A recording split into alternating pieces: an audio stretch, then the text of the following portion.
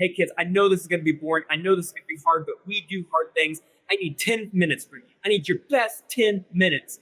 And in that way, they become a motivational speaker on top of doing the thing that drains them. And it actually will fulfill them at the end of the day.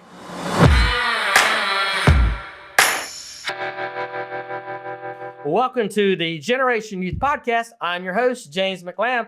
I'm back with a new friend, Justin Pickens. How are you doing today, Justin?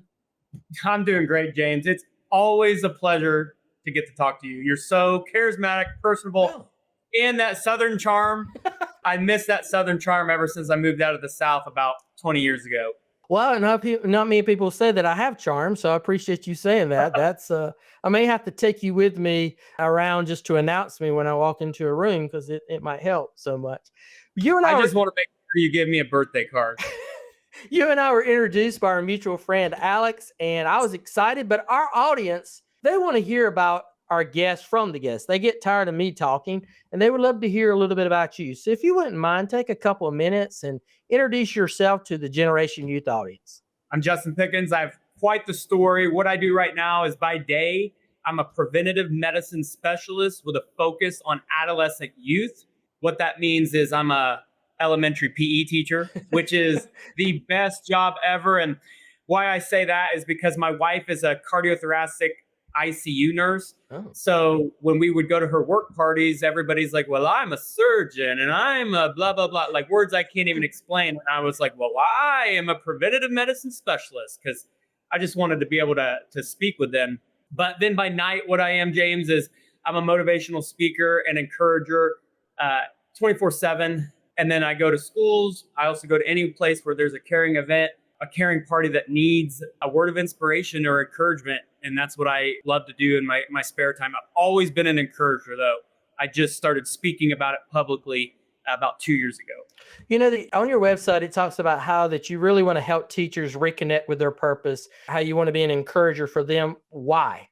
Why is that what drives you? What motivates you? What was the experience that put you in the position that you felt like you were called to do this? Because as we've shared with other speakers, this kind of work is a calling. It's not really a choice. Anybody who chooses to do this is really a madman. You have to be called to do this kind of stuff. Yeah, so I got into education like most teachers, but primarily for me, it was I was going to break cycles and I was going to build futures. And my why, James, was very strong. I grew up as a child with plenty of adverse childhood experiences. On the ACE score, most teachers will know what the ACE score is. I'm a 9 out of a 10, which means statistically I should be dead, in prison, homeless, or addicted. But I came out of my circumstances. And when I look back, it was always about what my parents instilled in me, but more than anything, what my teachers and my coaches made me believe and gave me hope. So coming from two parents who dropped out in the 10th grade, both my parents at some point, my mother was in the women's penitentiary in Rancho Cucamonga, California. My dad was in the Missouri State Penitentiary twice for methamphetamine use. And I've spent time in foster care. But coming from a dysfunctional home, I became a teacher because I love the safety, the structure, and just the general extra mile educators that kind of shaped me who I was and who I am and allowed me to see some hope and light at the end of the tunnel that if I just showed up to school, if I just worked hard, I was going to be able to make something out of myself and get out of my circumstances. Now, the reason I'm purposeful about helping teachers in general is because I was a teacher. I got out for 13 years and lived my calling. Was a history teacher for 5 years, and then I became a PE teacher for the next 8. And I was a 3-sport coach. I was a high school football coach. I was a middle school basketball track coach. And I loved every second of what I was doing. But at some point, I felt the urge, whether it be pride, whether it be curiosity, or just being tricked. I felt like teaching wasn't enough, and I left. I left the career, I left the profession. And at the time, it would be easy for me to say I chase money. But to be completely honest with you, I've always felt teachers get paid pretty well when you add in the time affluence. I think that's something a lot of people aren't aware of, where I felt like once I was done with work, I could leave and shut my brain off. But I left to go be a financial advisor and make high 6 figures. But what I really left is because I had hit a slump in my career where I didn't feel seen, heard, or valued. And I had a ton of pride, James. I had a ton of pride, which is one of the biggest sins you can have. And it kind of festered that I'm not living up to my potential. I'm not as successful as some of my friends who made it big financially.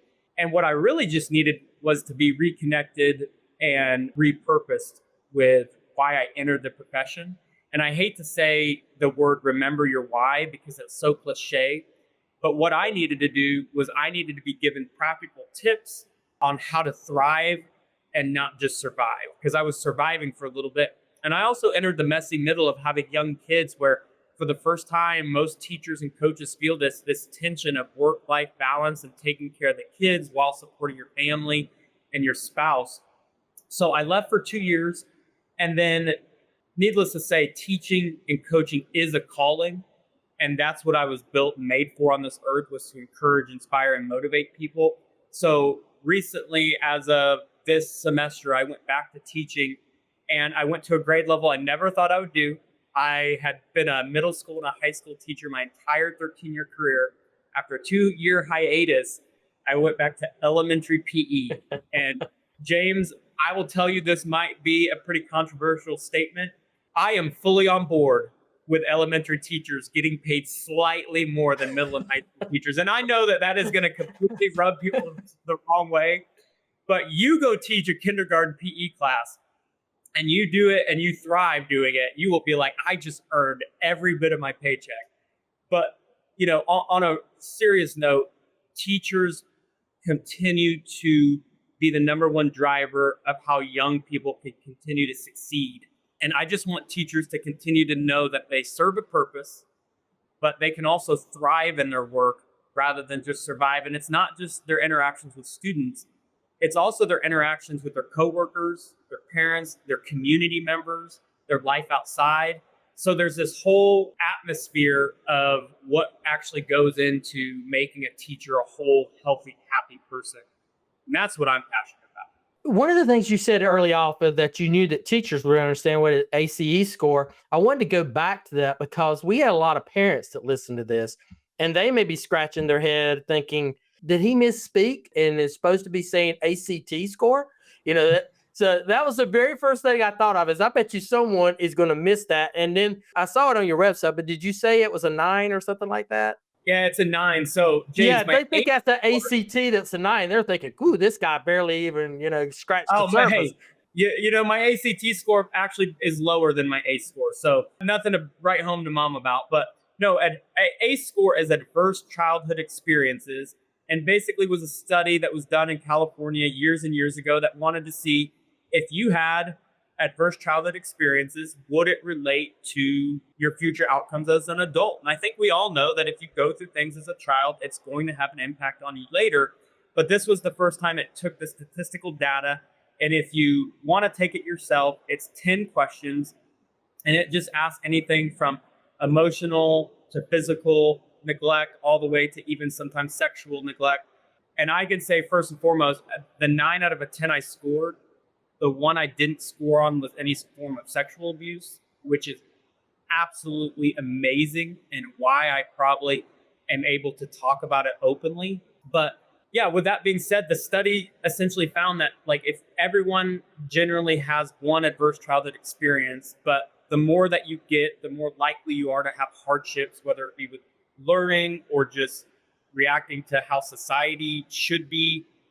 And I started looking into these statistics when I had kids, and one of them was said if you had an adverse childhood experience score of 6 or more, you were going to die 20 years before most people. And being a PE teacher who values health, and I know that health is wealth, I was like, well, why is that? Why is 20 years going to be shaved off my life that I want to spend with my kids and my family? And that's when I really started to dig into it. And James, essentially, people with high ACE scores, the reason that they're going to have 20 years shaved off their life expectancy is because, one, they're more likely to engage in dangerous activities. So whether that be with substance abuse, alcohol, drugs, just dangerous behavior in general, that's one of them. But the other reason is they call it, fighting paper tigers, is when you're in a situation as a kid where you are always in fight or flight or freeze mode for the most part, you constantly, for me, I feel it every day, my chest tightens to protect my internal organs, my heart. and your heart works on overdrive. And that is one of the things that encourages me to continue to run, is because I feel it every day. I have a tight sternum, even though I'm way removed from any form of trauma or experience. My body still feels it and wants to protect me. So that's what an adverse childhood experience score is. And yes, statistics are great, but I am so blessed that I was blissfully ignorant growing up, to not know what a cycle of poverty was, to not know what a cycle of addiction was.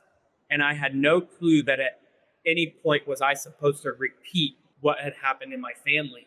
And that was amazing, because my teachers and my coaches consistently pointed me in the direction of college. Now, you have to remember, this was the 90s, and this is where college was like the end all be all. That's where they're pointing us to. Now we know that it's college and career ready. What are you going to do to learn to have some sort of expertise? And it doesn't always mean college for every kid. But for me, I was not going to be in a cycle, because I was on a straight path line to get to college. And that was going to be my ticket out, which then in turn did prove to be successful, because I was able to get a degree, and now I have 2 master's degrees, and I'm able to continue to read and learn every single day. Because as I tell my 4-year-old, readers are leaders. Very good statement on that. So when you're working with teachers, which I see the burnout a lot on teachers, especially, I was a teacher during the 90s. I could have been one of your teachers during the 90s. And it is such a different environment now. One of the reasons why we at Generation Youth advocate so much for people to invest in themselves to become life coaches is because when I was teaching, and especially the decades and before I was teaching, we had the bandwidth in our day as high school teachers to be that life coach. Now, we didn't call it that. We didn't know that terminology, but that's what we were doing. My daughter, who's just completed her 3rd year of teaching, tells me constantly, I have to make time. I have to choose to make time to pour into my students, because all the pressures that are coming from administration or politicians or outside influences that are expecting scores or expecting, statistics so that they can judge whether or not I'm doing a good job, where we know that's not really the success of a teacher is that score. It is that young person whose lives they've changed. So as you're seeing these teachers that are struggling, not thriving, they're barely surviving, they need stability in their lives. What are you doing? How are you able to pour into them? What are you telling them? Because I know, when this is airing, we're starting a new school year. And so they're like, I remember the first 3 weeks, I'm like, oh, this is good. But, come about January, February, you're like, oh, this is horrible. How am I going to get to the end of the year? So what are we going to do? How can you help them? What are you telling them? Yes, the first thing I'd like to tell people is we do have teacher burnout, and it is a real thing. The job is tough. But I want to reemphasize that we just don't have teacher burnout in this day and age. We have human burnout. Ooh. So let's take away the job, first of all, and let's just look at what is causing some of this human burnout, which in turn, whether you're a teacher or, a secretary, like what is causing your human burnout? And after going to the corporate world for a couple of years, I saw it in everybody's face. It's constant connectivity. This is one of the things that I think causes burnout. It's constant connectivity with our phones. James, one thing that I do in my classroom is I keep my phone in my truck. And when I'm at school, I only check my phone on my plan period and on my lunch. And now a lot of teachers would be like, well, how do you do that? You have young kids, you have a family. And I'm like, well, what did we do 20 years ago? Exactly. And for me, this is not only for teachers, but this is anybody who wants to be present at work. When my phone is completely removed and outside of the building, I'm a better teacher, I'm a better coworker. I feel less rattled and less stressed because I don't have the notification or even the impulse to check my email. So I think constant connectivity has risen the stress level on every single human in general. Mm-hmm. We don't have as many meetings, but we're always having emails that we can check. And you could always write an email better. You could always respond to a parent quicker. you can always look at the newest and greatest data or lesson plans. Mm. Like you go and you look at, I don't have TikTok, but you look at TikTok, there's TikTok teachers. There's always the Pinterest teachers. There's always something that the world is trying to make you feel like you could be doing.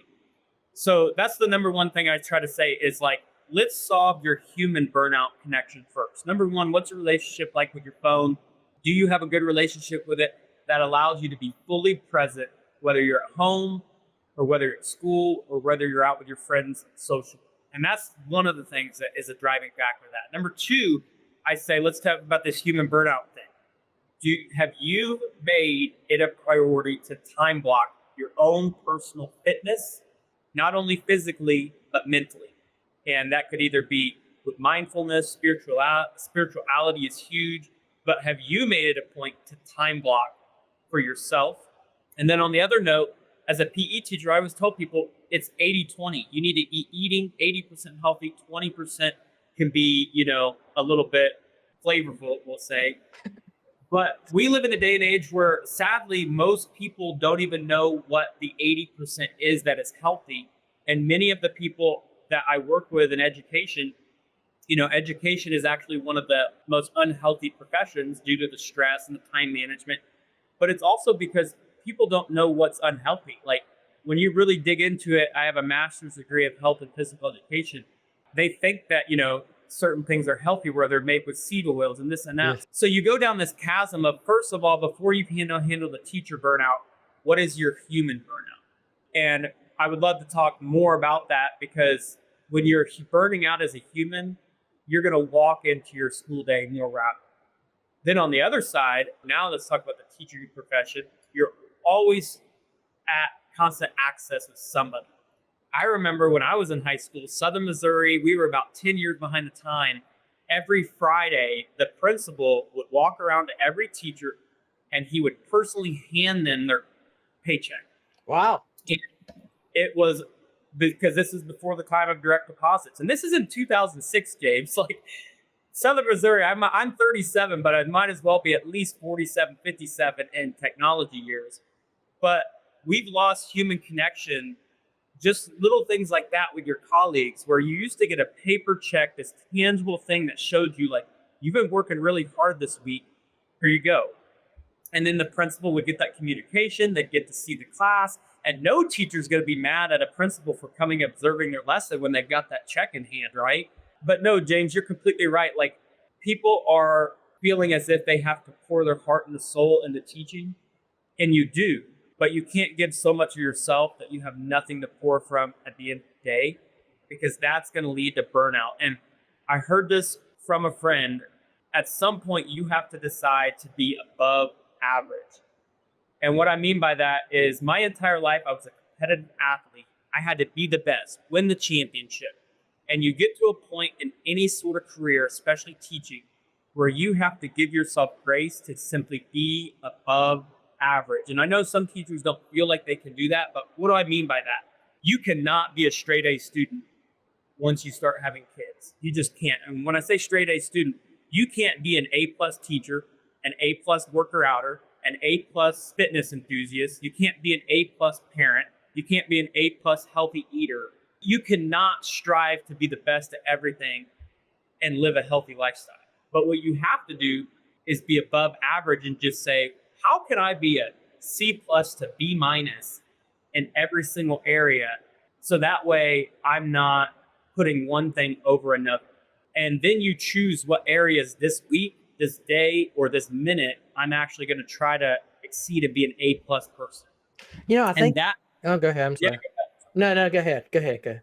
No, that idea of being above average has given me more freedom to shut my laptop off when I leave work. It's given me more freedom to not check emails or postpone or put stuff on hold later. And that freedom has then allowed me to be a better teacher, coach, husband, involved with my church activities, involved with my neighborhood, James. Like people don't even know their neighbors anymore. Yeah, right? They don't. No. And the ability for me to say, like, you've been a high achiever your whole life. It's time to start underachieving just a little bit. And that sounds so different from what you hear. Like, I need to go win the Teacher of the Year award. Well, you're not going to win the Teacher of the Year award a lot of times and still win the Parent of the Year award and win I have great health and fitness. Like, why don't you just give yourself some grace and knock each one down just a little bit so you can simply be above average? You know what? Immediately I thought of when you were talking about that last statement about give yourself permission to maybe back down a little bit, is that many teachers that I know, they like, I can't because there are too many kids who count on me. And if I'm not giving my best, they may not get something that they need because I'm the only one. They feel like they're in a silo working sometimes. I'm the only one giving this. This other person is over here. They're not even giving a C plus teaching effort. They're just showing up for a paycheck. I got to compensate for them. Otherwise, this kid's going to end up, with a life that's not reaching their potential. So how do we answer that? Because those who are called to teach and don't choose to teach, again, there's a difference. Some choose to teach because, oh, it's a good job. I can give you my summers or whatever. And some are called to teach. My daughter has known since she was little, this is what I'm called to do. I'm called to impart knowledge and pull something out of people. Those who feel that calling, how do we help them realize that if it's like they're a server with a pitcher full of water going around the table and they're ready to pour the water in everybody's glass so that everybody is, nourished, but they don't realize that they don't stop and fill that pitcher back up with water. One day they're going to run out of water and there's going to be nothing left to give. And not only are people going to not get any water, they're going to have no nourishment as well. So how do we help them realize that? Yeah. So, and you make a really great point about filling your cup up. And I've heard this a lot. For me, I feel the opposite. Like, when I fully am energized and I'm making a difference in my students' lives, like, I could go teach for 12 hours, James.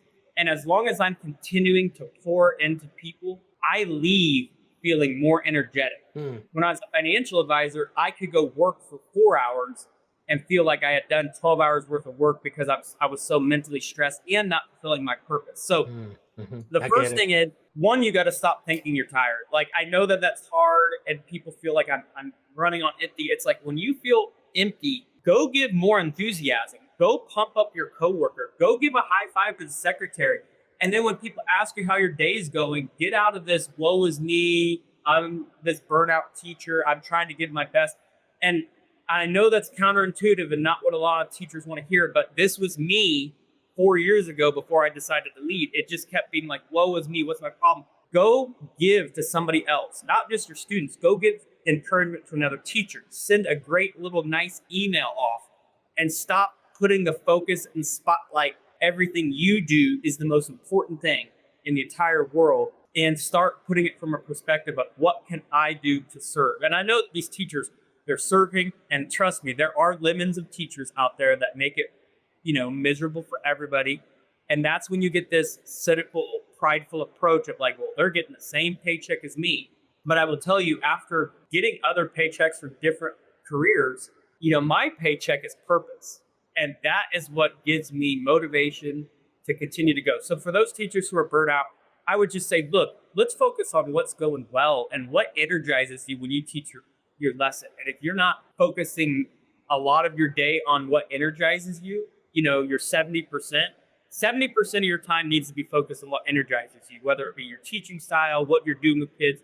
And the 30% of what drains you should be what only happens 30% of the time. So you need to kind of write throughout your day, like, what energizes me at work and what drains me. And then when you find those things that drain you, that's what you need to make sure that, because I'll be honest, sometimes what drains me is teaching something that I know is going to be tedious. Like, for example, in elementary, it's jump rope. It is not fun to watch kids jump rope. It is just like watching paint dry the first time, right? But I'd walk into it that day with a good attitude. And it could be teachers when they're teaching phonics or literacy programs where they're just like, I know this is going to be boring, but it's how they set their lesson up to. Hey kids, I know this is going to be boring. I know this is going to be hard, but we do hard things. I need 10 minutes for you. I need your best 10 minutes. And in that way, they become a motivational speaker on top of doing the thing that drains them. And it actually will fulfill them at the end of the day. So I don't know if I'm answering your question as good as I can. I just keep coming back to the idea that, Like, you have an awesome job. Mhm. It is hard, but it's hard for a reason. And if you tell your students we do hard things, you do hard things as well. And if somebody asks you how your day's going, James, I used to be like this. I'd always be like, oh, let me tell you about seventh hour. And now when somebody asks me how my day's going, I say the word terrific every time. And some people might say that that's toxic positivity. But for me, it's just like, nope, my day's terrific, because I've been in a job in another career field where I cried every day for 4 months straight, every day. I am having a terrific day as a teacher.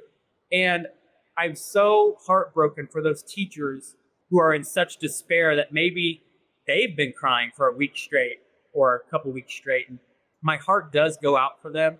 And that's where I really hope that a change in mindset or a culture shift with colleagues can kind of re-energize them when they put priorities in place. I wholeheartedly agree with that. I was thinking back when you were talking, and my mind was going back to my years in the classroom and how at the end of the day, even in the other careers that I've had, even growing up on a farm and working like long hours on the farm, I still was physically more tired at the end of the day teaching. But I never left that role. I never left that job thinking, I didn't accomplish anything today. I didn't do anything today. I was just going through the motions. I mean, one of my uncles one time, even said, "Oh, you don't have a hard work day. You're just teaching all day. You're not out here like I am sweating and doing this stuff on the farm." And I'm like, dude, you have no idea. I've worked 14-hour days on the farm growing up, and I was less tired than I Mm. was teaching because you're constantly giving. But at the same time, I didn't sit around at the night. Sitting around at night thinking on the farm stuff would have been worried. Did I do this or I do this? I sit around at night a lot of times after a day of teaching was like, man, I bet that kid really got this. I bet, wow, we're gonna have some fun doing this stuff later. Now, occasionally, I mean, let's get real. There is always that one or two kids that'll mess you up, but for the most part, it's just such a enriching thing that if we can give teachers those little tips to help keep them up, the impact they can make. Yeah, and I'm just going to share some tips that have helped me. Mm.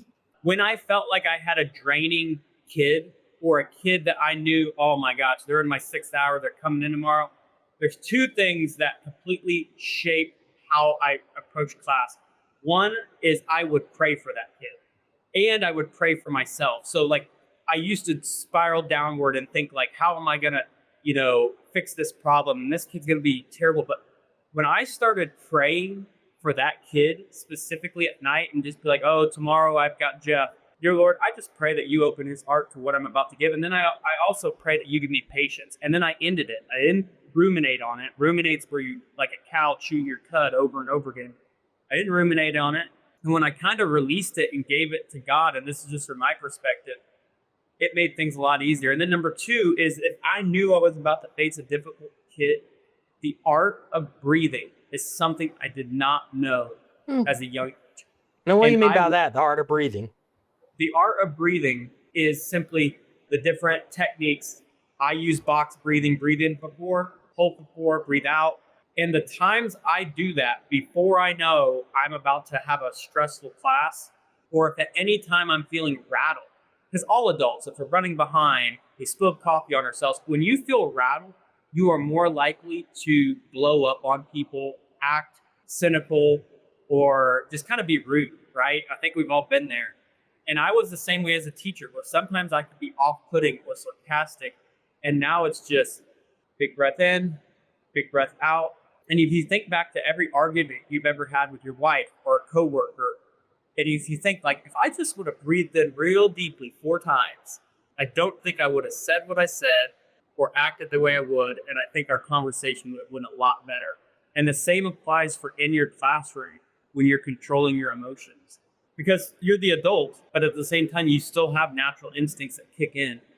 But learning how to breathe, I call it the power of pause, has been transformational in my entire teaching career.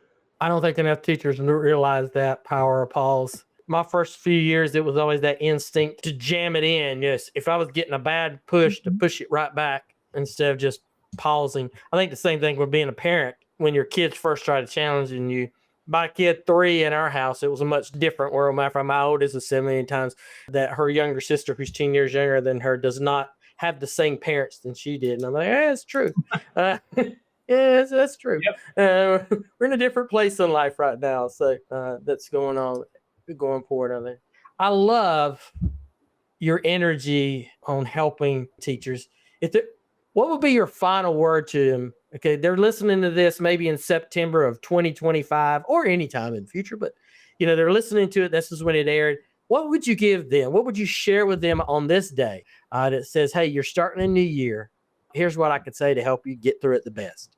Yeah, I'll just tell, a quick story about like the ripple effects you're going to make Mm. and then the benefits of being a teacher. So when I left education, I went to finance, and for a short stay, I attempted to work in a Chick-fil-A, and I was going to see how that process went to work in a Chick-fil-A. So then one day, if I wanted to try to own one and put my hat in the ring, I could do that. Again, I was chasing maybe status, or I was chasing money. And more than anything, I think I was chasing status at the time, because I think I told you I felt unseen, unheard, and unvalued in my teaching career. And I'll just never forget working at Chick-fil-A, having former students come in and still call me coach. Mhm. And I had forgotten what that title felt like, but how great that title felt, and just how much respect and adoration these kids had for me. And every time they came in, I was like, I loved my job at Chick-fil-A, but I still felt like I was not ever going to impact the world like I was in my classroom. And that happened time and time and time again. And then there was one night in the drive-thru, and you can call this coincidence, divine intervention, where I'm handing out food to people, and I have the first car comes up, and it's a kid named Andrew. And I taught Andrew 12 years ago when he was an 8th grader, and now he's a 24-year-old guy. And he's like, Coach Pickens. He's like, man, we were just talking about you last night. We were all out, all the boys. You remember Austin Geis? He goes, Austin Geis still has a framed photo of you on his wall. And I go, man, that is awesome. And he says, I'm so glad I saw you, Coach Pickens. He's like, I was going through some career difficulty. I just quit my job. I'm not really sure where I am in life. I just needed to see a face that I could trust. And then he drove off. And I was like, wow, I left an impact on that guy. Next, a couple cars later, I hear somebody go, hey. And I look up, and it's this guy covered in tattoos, and he's got some dreads. And I'm like, oh, gosh, did we mess up his chicken sandwich? He's like, hey, Coach Pickens. And I'm like, I look a little closer, and he's like, it's me. It's Twan. And I'm like, Twan? He's like, yeah. Remember coaching me in basketball in 8th grade? And I go, yeah. He's like, you remember taking me home one day after practice when I didn't have a ride? And I said, yeah. He's like, you remember chewing my butt when I was failing every class and wasn't eligible? And I go, yeah, I do remember chewing your butt, Twan. And he goes, I'll never forget what you said that day. You talked about always finishing what I start. And he hands me his business card. He now owns a barber shop. And he just goes, I never forget the words that you said. And then he drove off. And then finally, there was the last car to pull up. And it was a girl named, we'll say Susie in this, but she pulls up. And I just remember when I taught her, she was having a different time in her own life. And I had seen a couple times where she was frustrated with her mother. And I just remember having to talk with her about like, hey, my dad died unexpectedly. I just wish I would have done these things different. I kind of just instilled a lot of values in her from my experience. And I remember when she pulled up, she looks in the back and she goes, hey, guess who's back there? And I look back and it's her son. She's a nurse and it's her son. She's just like, man, so glad we bumped in to you here at Chick-fil-A. And I just remember seeing like the ripple effect that like I had her as a student, and then she would have a son and she would go be a great mother. And I remember coming home that night just being like, Kendra, I will never have the ripple effect like I saw tonight in Chick-fil-A drive-thru in any other profession. And that's whenever I was like, I've got to get back into teaching. So that's when I got back. And that's the word I would just leave with these teachers is as you enter this school year, your why is not going to be enough. Trust me, like your why is not going to be enough. I hope you remember that like you will never have a biggest ripple effect as the kids in your classroom. And a lot of the lessons you're going to teach them are lessons that in the moment they won't be thankful for, they won't show Mhm. gratitude, the light bulb won't click on, but it'll click on years later. And then, the last thing I want to say is one thing I've really taken advantage of, and I know that you work long hours, is I've taken my time affluence to a new level. I have a job that once I am done teaching, I don't check my email because I am not the business owner. If a fire breaks out at the school, I don't have to fix it. That's somebody else's job. And to really take that into consideration with what you feel like you get paid financially, that you should have a healthy relationship and you should work on clocking out and turning your brain off after the day is over. Now, of course, there's going to be some nights you need to turn it back on or work a little late. That happens all the time. But really take that time influence into account and spend more time with your kids and your family, staying up late at night sometimes, and just know that your time is valuable, and you get that as a teacher, especially your mental time, to be able to not own a business and worry about getting payroll out and this and that. Your Mm. customers come to you every single day. You don't go have to hunt or prospect for them. And those are only lessons I learned entering different careers, to know that every career is tough. No career is easy. Respect what other people do for a living, but just know that yours is super special. And I Yes. used to be the most cynical teacher ever. When I used to see a bumper sticker that said, "I teach, what's your superpower?" I used to be like, these people are lame, corny teachers, cheesy teachers. And then I taught elementary, and I was like, yeah, you are a superhero. So that's just my last and parting knowledge I would give to these teachers. And, go seize the day, go have a fantastic year. And these kids are lucky to have you in their room. Justin, how can our audience connect with you to learn more about you? Maybe if they have an opportunity, even engage with you and some of the things that you offer. www.justinpickens.com. My email address is justin@justinpickens.com. And I'm active on LinkedIn.